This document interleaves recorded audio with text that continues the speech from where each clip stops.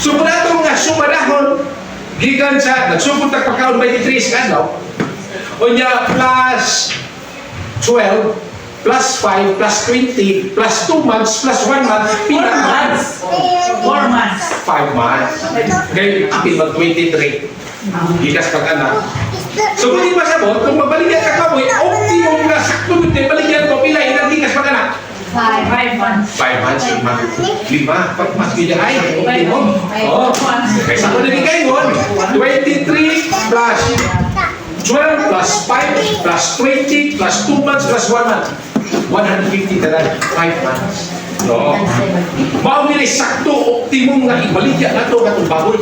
Kaya kung mabaligya ka sa atong baboy nga mula pa sa 5 months, ang kanang nagkanuhan. Kaya kasi sa mga pagtuon, kung nagatong baboy mula pa sila di kinang 5 months, usog na kayo mong kaon pero hindi na.